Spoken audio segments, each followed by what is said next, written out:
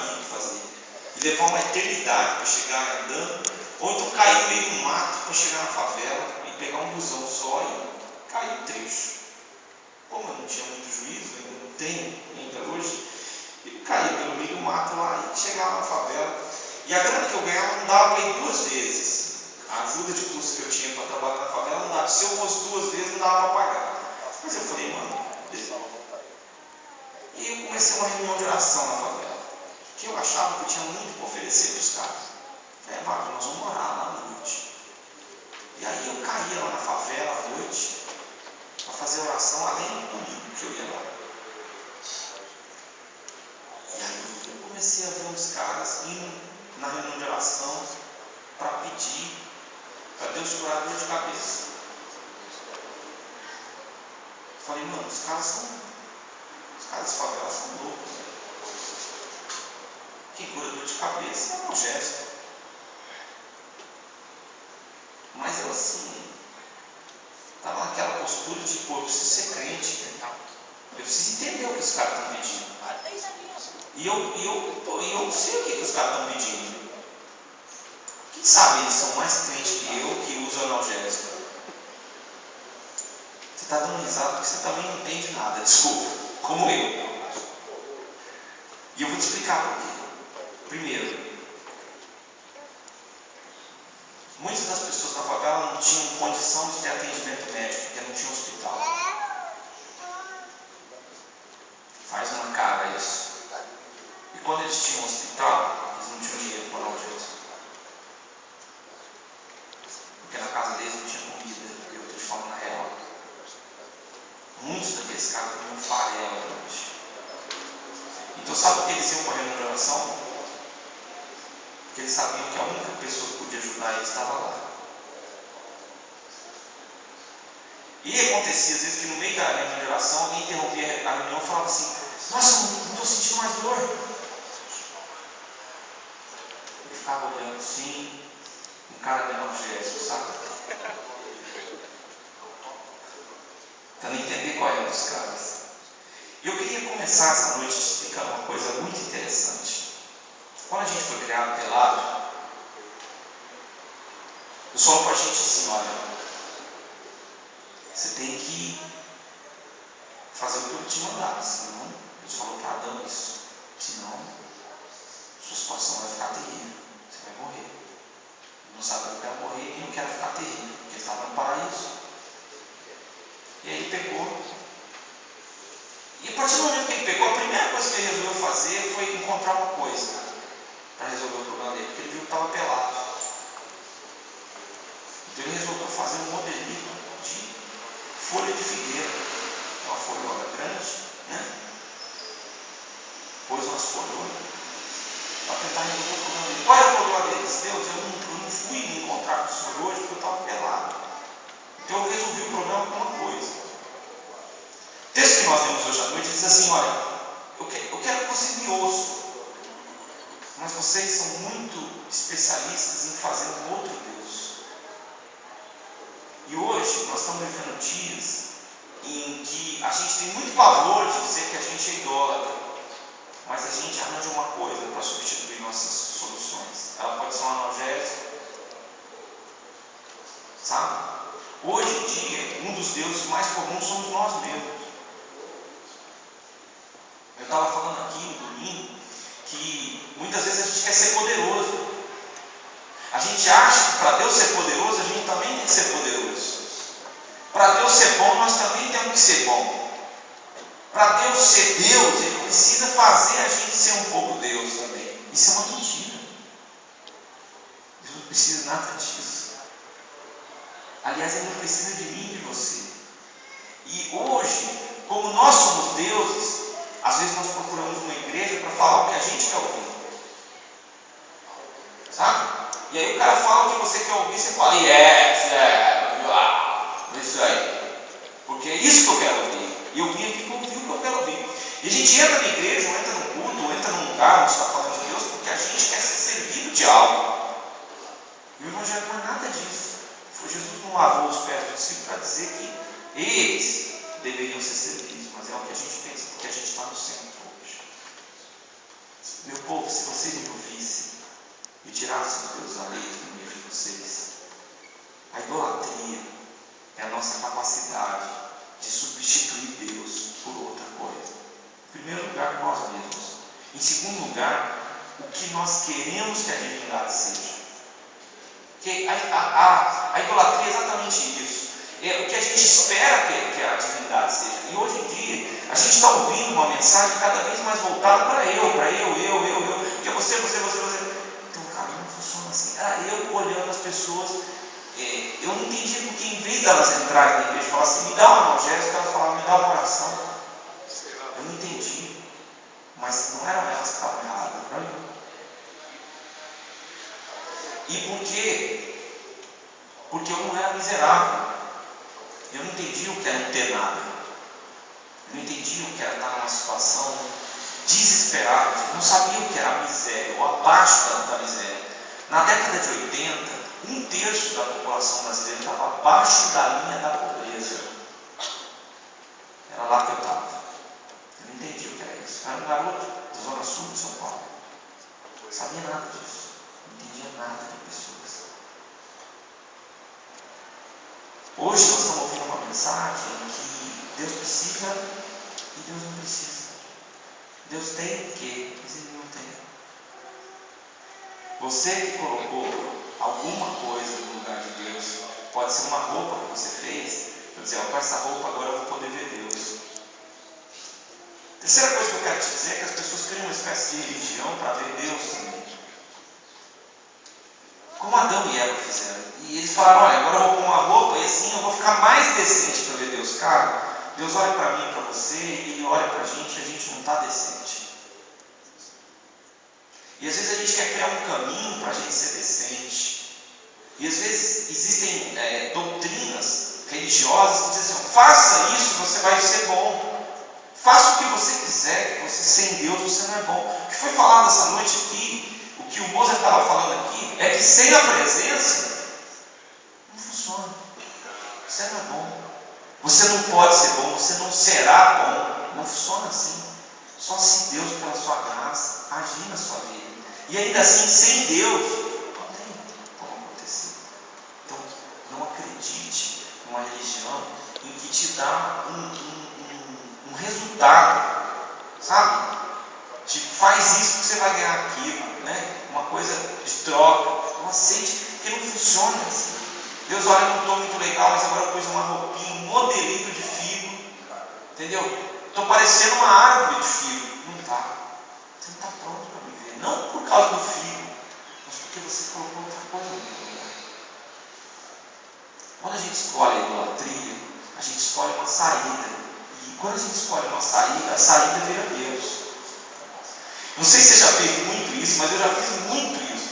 Quando eu estava em umas roubadas, assim, sabe? Tipo, eu olhava para a minha situação e eu precisava de uma saída. E eu não achava uma saída. E eu não aceitava que eu estivesse naquela situação. E eu não aceitava que Deus tivesse permitido que eu estivesse naquela situação. Aflição, e coisas. Então eu queria uma saída. E as saídas que eu ficava criando eram o meu próprio Deus. E quando você quer uma saída e não quer Deus, você fica surdo. Tenta conversar com o cara que está se afogando. Brother, eu quero trocar uma ideia com você. Dá uma acalmada. Se você der 2 passos para frente, você não vai se afogar. Uma vez eu tive que entrar no salvamento de um camarada de 1,90 na beira de uma cachoeira. Eu não perdi a minha espiritualidade, mas eu falei, eu vou ter que quebrar o cara, senão ele vai me matar. Vamos afogar nós dois. Eu não tive que quebrar o cara, viu?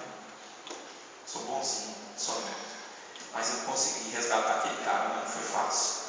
Por quê? Porque eu sabia que não ia ter diálogo. E eu falava com ele, ele olhava para mim. Ele era um negão, velho, mas estava branco que nem uma cera. Sabe? Mas ele estava numa cachoeira de uns 25 metros de, né? Ângulo de 10 graus, assim, uma corredeira beleza. Estava uma seda, velho. Eu falava com ele, ele não respondia. Isso é um desespero, velho. Quando você está no desespero, é uma situação terrível. Não dá para conversar. Você quer achar uma saída. não é uma saída, ela é Deus.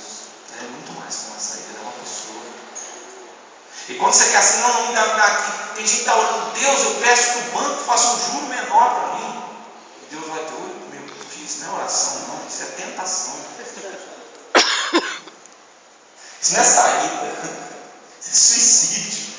Deus, permita que o juro de 40% caia para 20%, velho. Isso não é oração, você não sabe fazer conta ainda.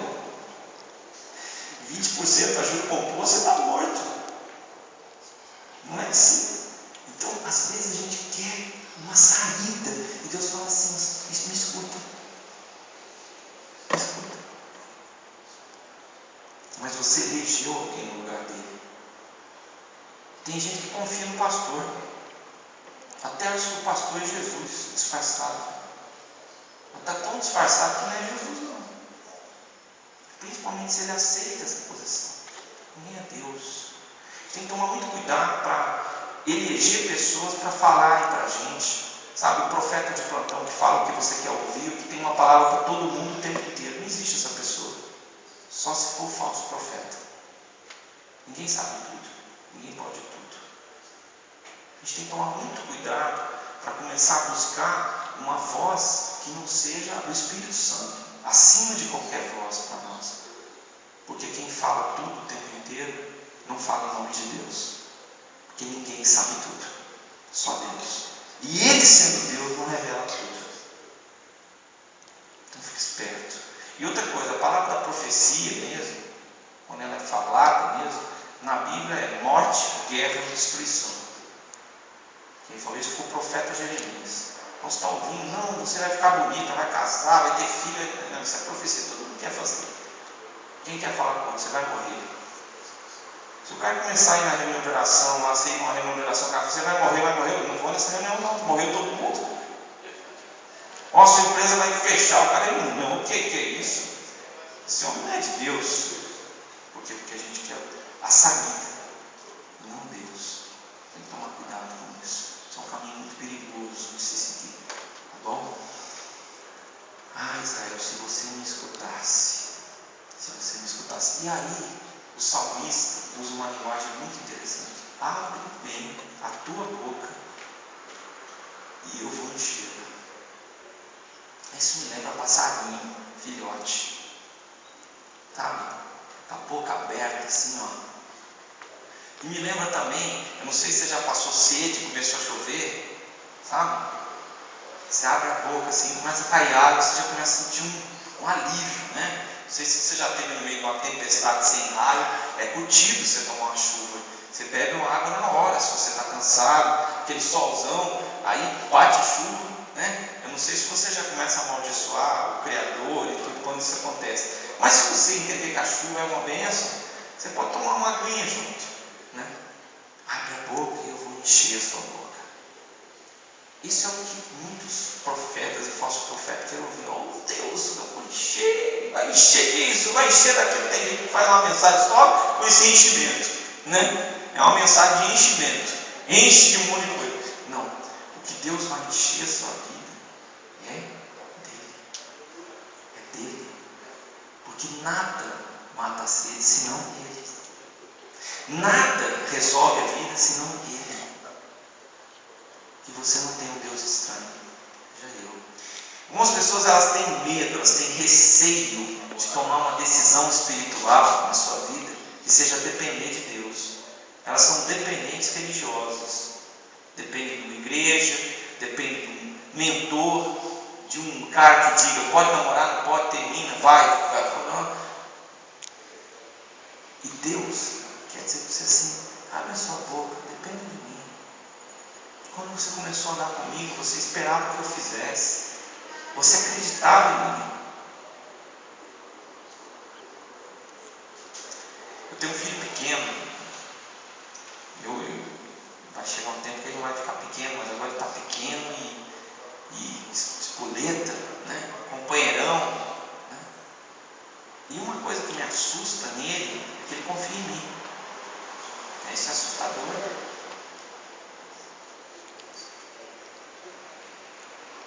Você quer andar de stand-up? Quero. Ele não sabe nem o que é isso.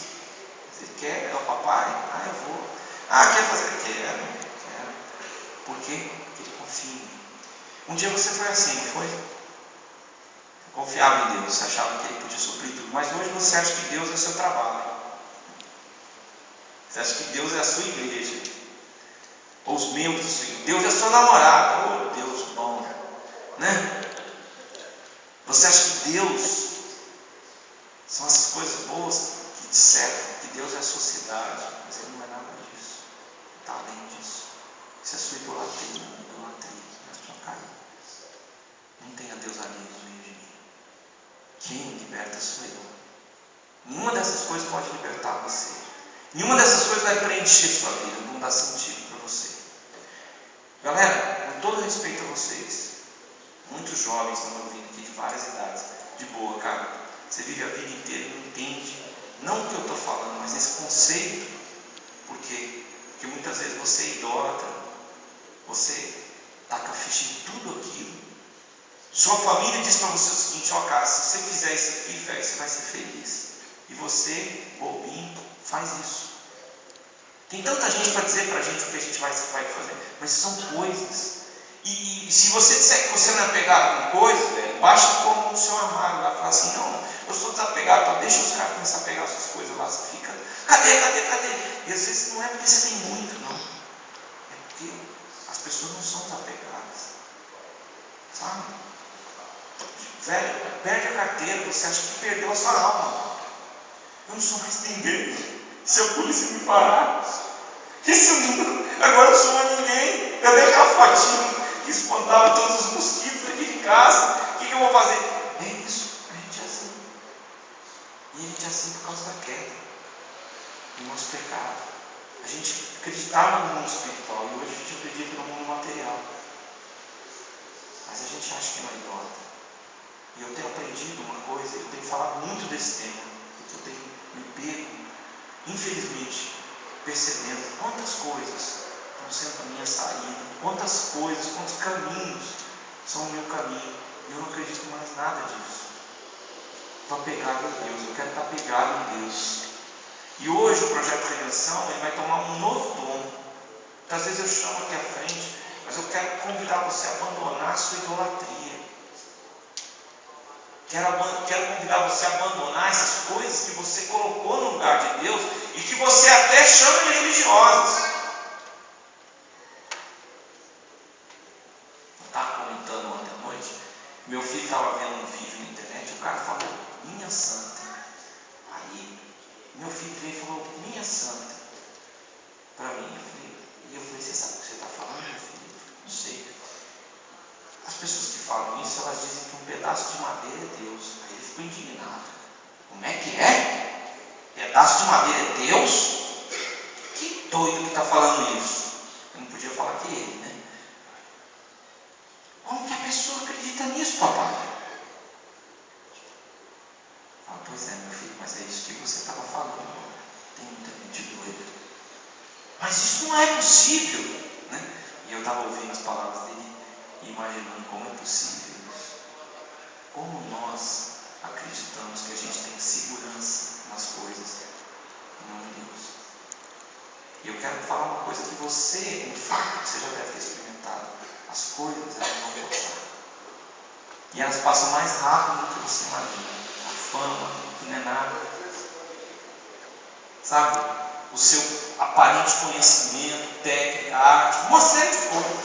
Essas coisas passam. Elas são coisas. Mas quem você é, e é isso que é bonito, Deus ama quem você é. Ele não ama você porque ele fala assim, não, esse cara vai dar uma grana para mim legal, 10% dele é maior do que o 10% do outro. Esse cara aqui é esquema porque ele é muito inteligente e vai me ajudar. Funciona assim. Você não tem nada que você não tenha ganho. Então Deus olha para você e ama você, não pelo que você pode oferecer para você, mas esse conjunto de coisas. E poucas pessoas vão amar você, ou quase ninguém vai amar você como Ele ama, porque Ele sabe quem você é, porque você é novo, e Ele sabe quem você é, e mesmo assim Ele resolveu amar você e dar seu Filho Jesus para morrer no seu lugar. Isso é razão suficiente para você abandonar a idolatria. E começar a parar de pensar que se você parar de trabalhar, Deus vai parar de trabalhar. Parar de pensar que se você perder alguma coisa, Deus te castigará por toda a eternidade. Ou se você deixar de ter, de possuir, de continuar, que Deus vai se tornar alguma dessas coisas, porque Deus não é assim.